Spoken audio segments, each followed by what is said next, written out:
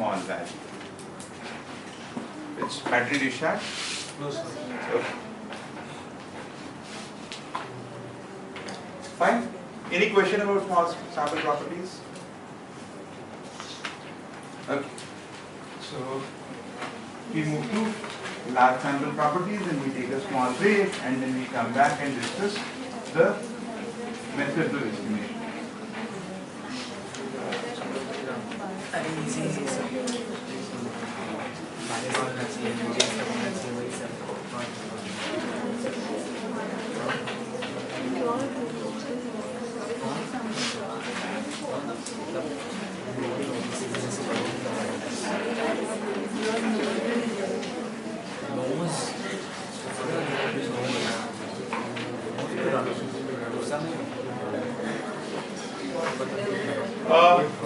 Large sample properties are properties that are not that are defined in following way. As the sample size increases, the chance that a estimator would possess a property increases, are called as large sample properties. As the sample size increases, the chance that the estimator would possess that property increases. That is called as large sample properties. Okay, look at large sample properties are also called as asymptotic properties. So the first property that I would discuss is asymptotic unbiasedness. Okay, asymptotic unbiased. That is, as n limits to infinity, expectation theta hat is equal to theta. So, which means that if we have a very small size of n, then theta hat, expectation of theta hat is not theta. But as we increase the n, expectation of theta hat would be theta. Okay, as we keep on increasing the sample size, the expectation of theta hat would go closer to theta, right? So when the sample size would be infinity, expectation theta hat would be theta. For n smaller than infinity, expectation theta hat would be small, it will not be equal to theta. So theta hat will have this property unbiasedness when n is large.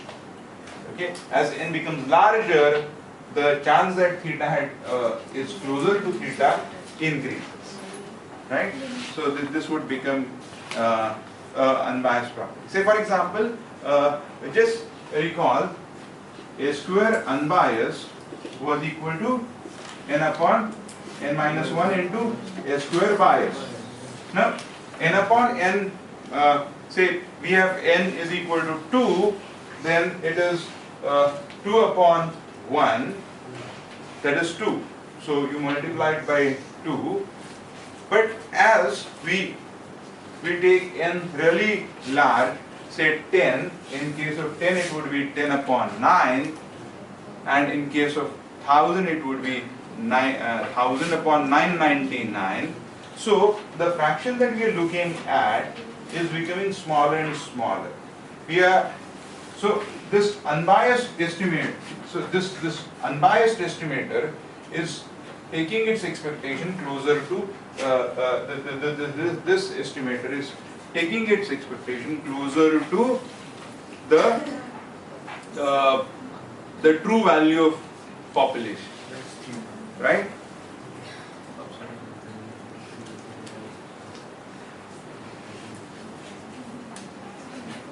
The next property is consistency.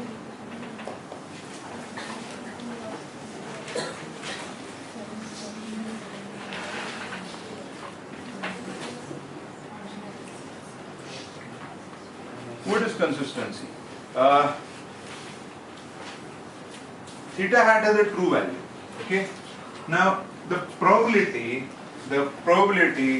that theta hat would be theta, closer to theta, or smaller, the difference between theta and theta hat is smaller than any small value that you predefine, that probability is called as consistency. So how close theta is to theta hat is consistency. Now, when theta hat is called as consistent estimator of theta as the sample size increases. So as the sample size increases, theta becomes closer to the true value of theta.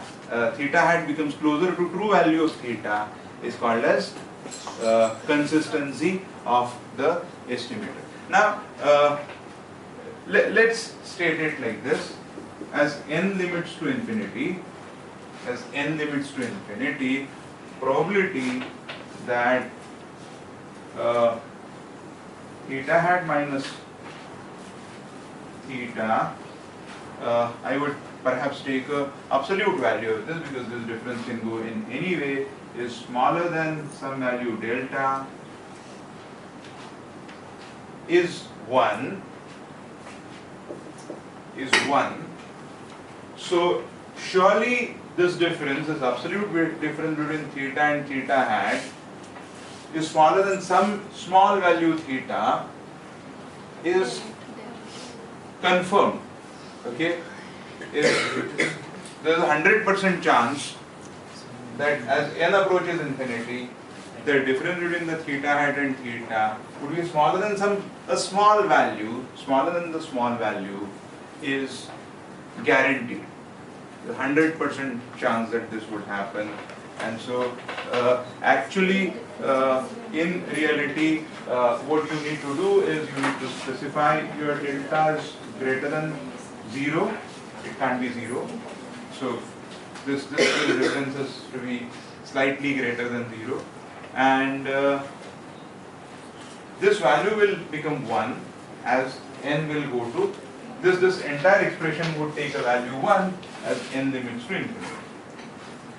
Otherwise this is not 1. This probability is smaller than 1.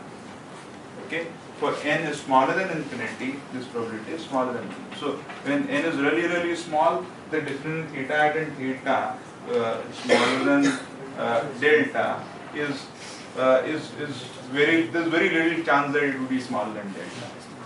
Okay, so suppose take a very simple example. If I'm tossing a coin, the true value of the probability is 0.5. But suppose I take, say, and I'm interested in that say so number of successes. Okay, mean number of successes that I get. So mean number of successes have to be 0.5. Okay. Now, actually, suppose I do only 5 tosses, out of which I got 3 heads or 4 heads. What is the mean number of successes? 80%, 0.8. Now, or suppose I take 10 tosses, I get say 8 successes. Okay. What is the mean value of probability of success? 0.8. Difference is 0.5. This is the true value. This difference is 0.3. Now this difference is smaller than, say, suppose I think that actually this should be smaller than, say, 0.01. Okay. So the chance that it will be smaller than 0.01, chance that this would be smaller than 0.01, chance that this will be smaller than 0.01 is really low. If my n is really small, like 10. But take it to, say, 1 million tosses, and then perhaps I would get something like 0.49986, something like this. And so is minus 0.5 is smaller than 0.01 has a probability pretty close to 1. Right? So perhaps we'll have a probability of 0.999 something. right? So what's happening is if I take my sample closer to the population, the chance that I would perhaps get a value closer to the population's value increases, is consistency.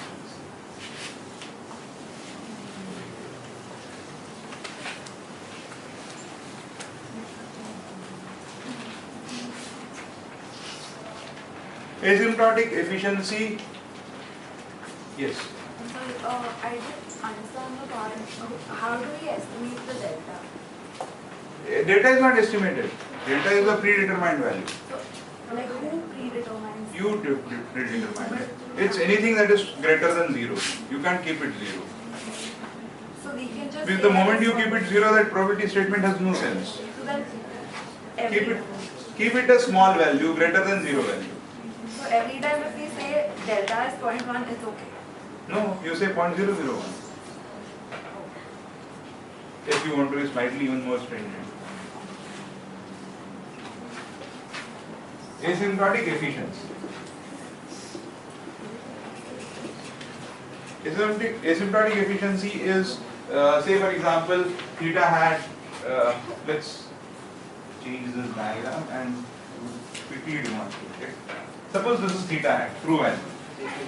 Okay, now what is efficiency? What is the efficient estimator? Unbiased and minimum variance. Unbiased minimum variance estimator, right? So, suppose I have, this is my first estimator when n is equal to 10. This is my second estimator when n is equal to 50. This is my third estimator which is n is equal to infinity. Okay, sorry. So my estimators are becoming efficient estimators as I am increasing my sample size. When sample sizes are small, estimators are not efficient. As the sample size increases, the estimator becomes efficient. Is asymptotically efficient estimator. Next is asymptotic normality, that is the efficient become normally distributed as n approaches infinity. Asymptotic normality means the estimator becomes a normally distributed estimator as the n limits to infinity. Okay, fine. So these are some of the properties, asymptotic properties that we need to discuss.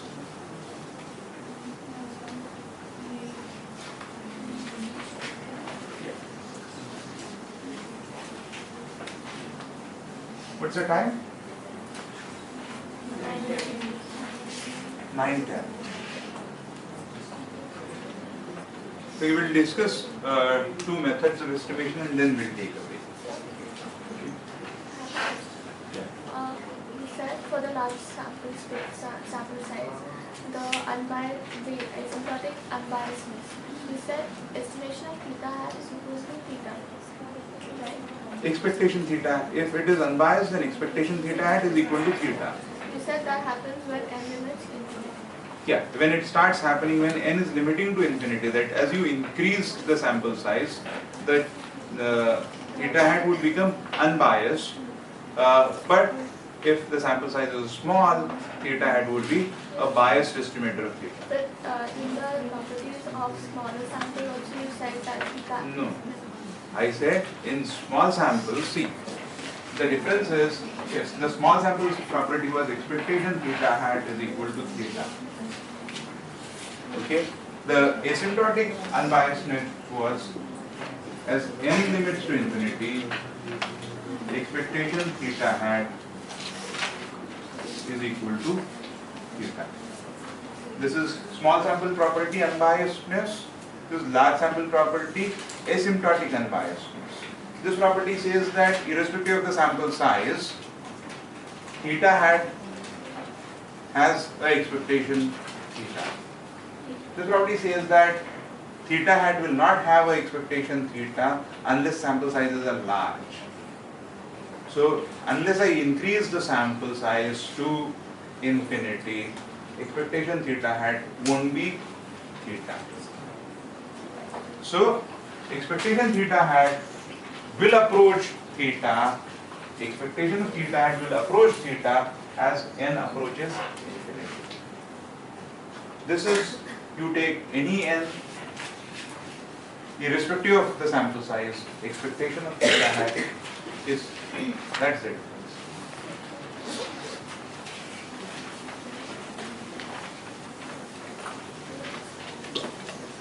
Now, your theta is unknown. A population's parameter is unknown, and theta is unknown, and it is being estimated by theta hat. Right? Now, how do we do that? How do we do that? How do we estimate an unknown value from small subset of known values? Okay? There are methods to do so. These methods are called as methods of estimation. Methods of estimation.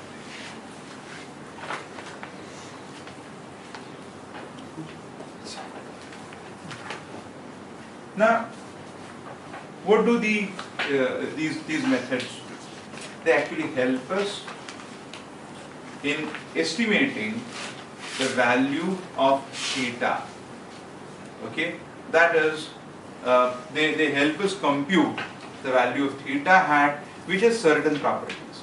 So, suppose I want to estimate the center or location of the my parameter is a location parameter. Now this location parameter can be estimated in multiple ways. Right? I can say that I would use mean, or I obtain mean in different ways. Okay, and I obtain other estimators of this location parameter. Or suppose I can obtain mean in different ways by using different logic.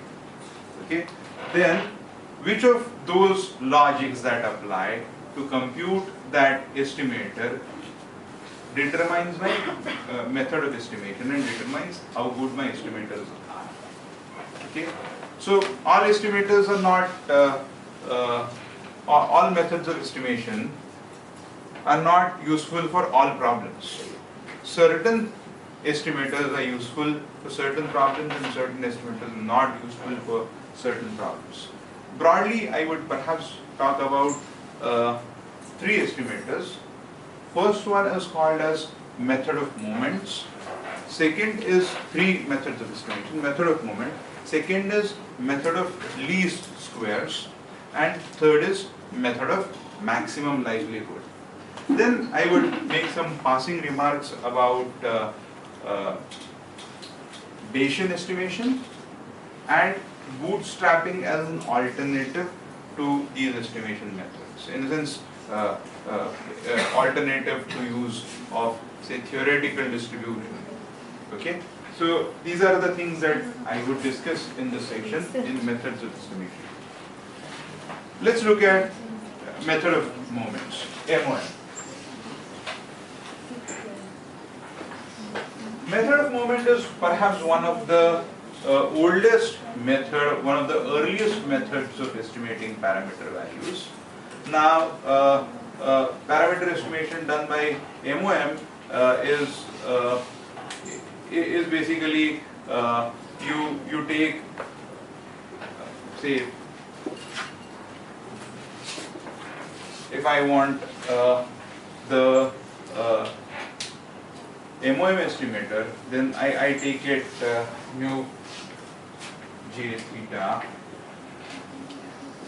is equal to, you generally do the expectation, right? So expectation theta, you have x values as the initial values, so you rest them to j is method of moment. So actually what do you look at? You look at sample moments. What is a moment? Moment is deviation from sample. So mean is your first moment. Okay, mean is your first moment. Where sample variance is the second moment. Then you have skewness, kurtosis, extreme skewness, and extreme kurtosis as the next movements. So moments are the one that we look at when we are using method of moment.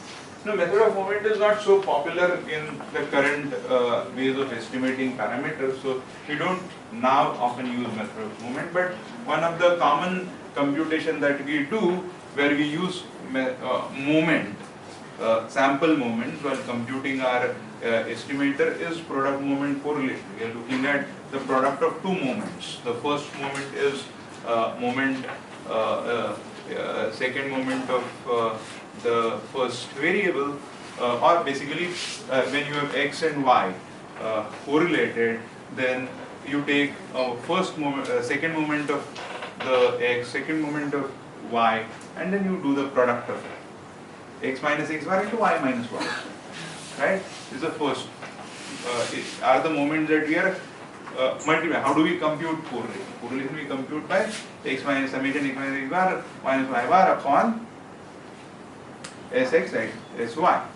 Right? So we are taking product of the moments. Variance is your x minus x bar bracket square upon n, summation x minus x bar bracket square upon n. So it's expectation of x minus mu bracket square, right? It's the expectation of x minus mu bracket square. So you're raising it by 2, and so on and so forth. So you keep on increasing this this raised to operation, and then you get higher moments. So the next higher moments beyond variance are skewness, kurtosis, extreme skewness, extreme kurtosis.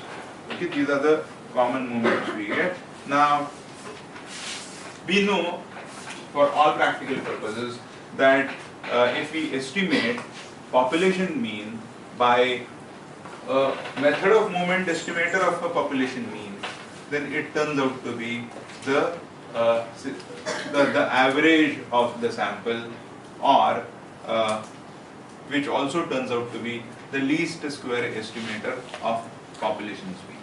So if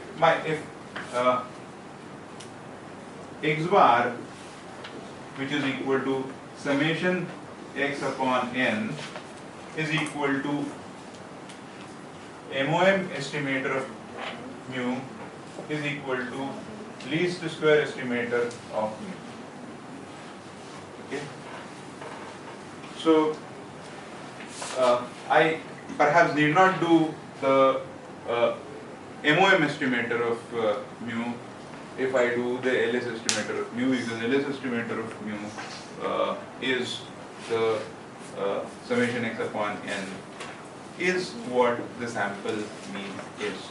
So if I'm and so perhaps method of moments is not something that I would be using very consistently for estimating my parameter values.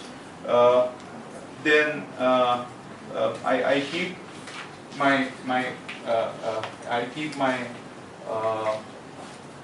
estimators as the LS estimators instead of MOM estimators, right? Say, suppose my for this example, if I set the value of j to be, say, equal to 1, then what will happen? It will be u1 theta is equal to expectation of theta x, right?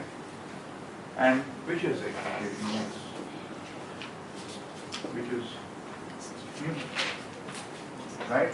And so basically my samples mean is expectation of samples mean is a method of moment estimator of mu, right? So I need not really think of method of moment estimator different than the LS estimator.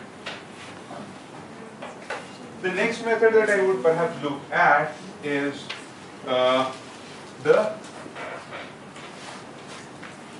least squares estimation, LS estimation.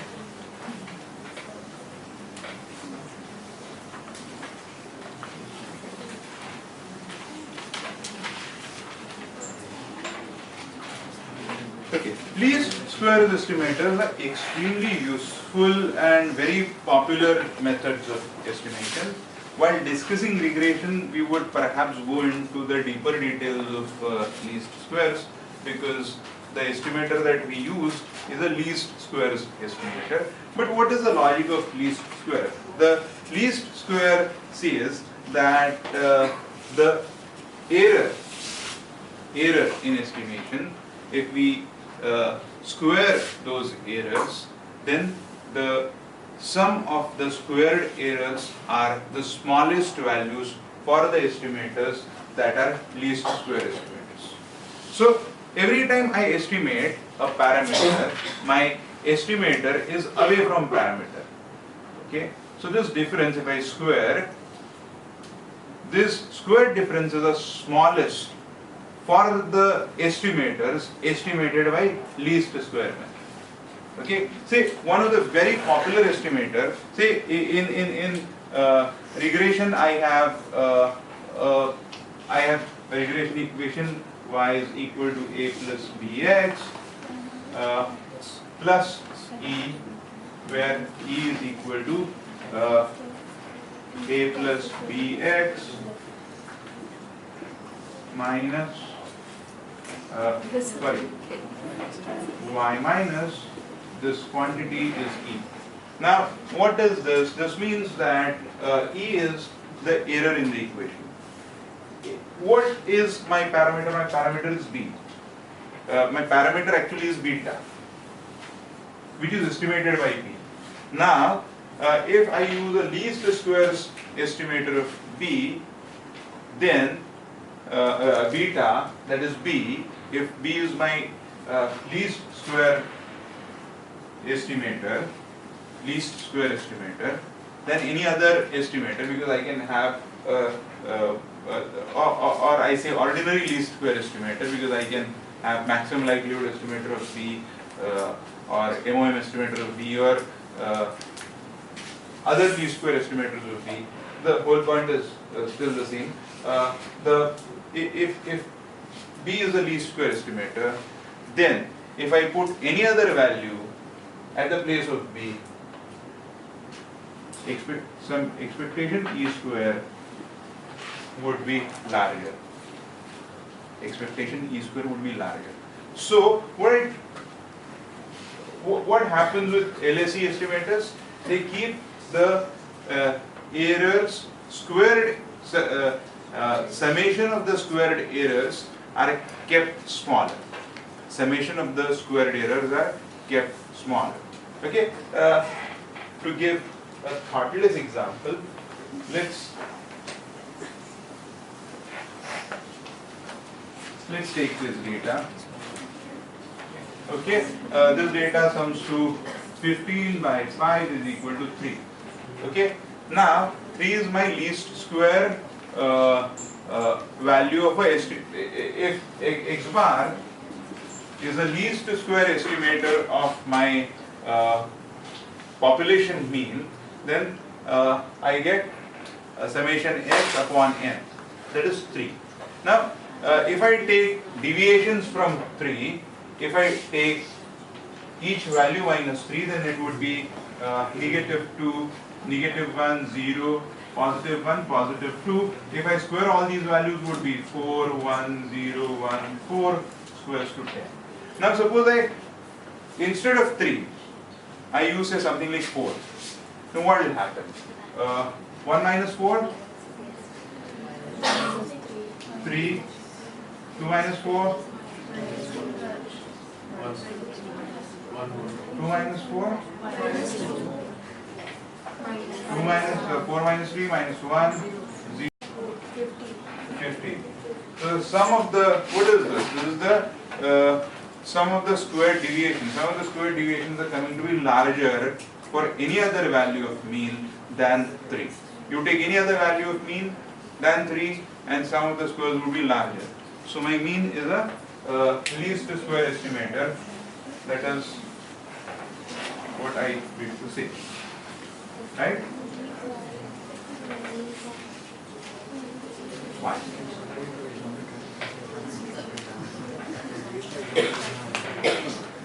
We take a break here for 15 minutes or so, and then we